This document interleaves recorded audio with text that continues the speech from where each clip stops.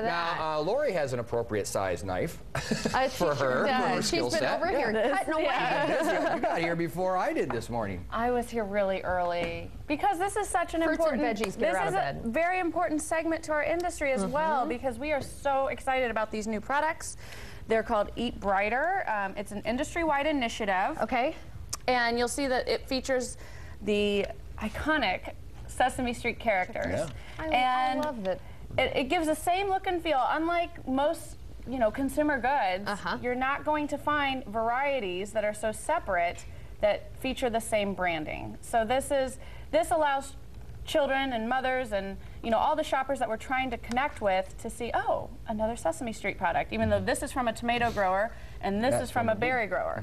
So how much does it do for kids to see like their favorite character? Well, there was that, there was a pediatrician study. I'll put it on my blog because I don't remember it off the top of my head, but they put a character sticker on a cookie and a character sticker on a fresh produce item, and they set up the test kitchen and the test environment was a cafeteria. Okay. And the children grabbed what had the brand, what had the character on it. Okay. So that, regardless of almost what the food was. Yeah, and so that was really the study that catapulted this type of campaigning in the fresh produce industry. And then, of course, our First Lady's initiatives.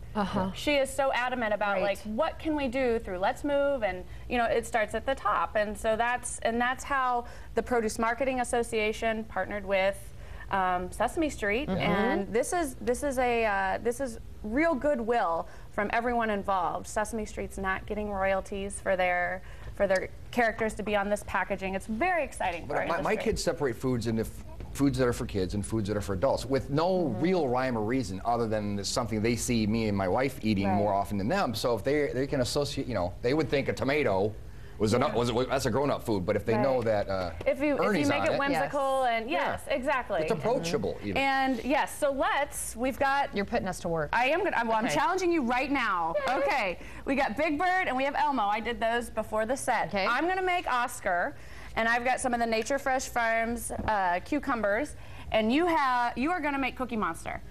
And you have the Naturite berries, the blueberries and the blackberries are what you're gonna want to use. Okay, so. This really shouldn't take that long. And you always start, when you're assembling these trays, I always tell people, start first, put the eyes down first. So many people try to plop the eyes on the top, and it just looks crazy. That doesn't look good. You want to start your character trays with the eyes. Get it on there. Yeah. He's gonna jump in and throw it all in. So the Cookie Monster, of course, as his name implies, when I was a kid, he was only eating cookies. But these days, he eats, I noticed, fresh fruits and veggies. And this is obviously a campaign that is important, wellness and healthy messaging. The eyes have to be off, right? Is very important to Sesame Street. Oh, his eyes are never on. You see it, on the show as well. All right, now you could use, if you have access at your grocery store they have brown-colored tomatoes. You could use brown-colored tomatoes to make Oscars. Oh, like heirloom? I am using olives. Just throwing these superfoods all over the place. I know. There's blueberries rolling everywhere, but don't let them roll on the floor because that's like wasted antioxidants. And and then one would never want to do that. You don't have a whatever second row at your house? This looks good. I'm proud of us. You're doing great. And then I'm gonna kind of try to make Oscar's mad eyes here. Oh, yeah. And then olives for his eye right there. See, not bad. And, you can play with it some. Broccoli works really well here as well for Oscar. And these trays are one of my most popular posts on all of Pinterest.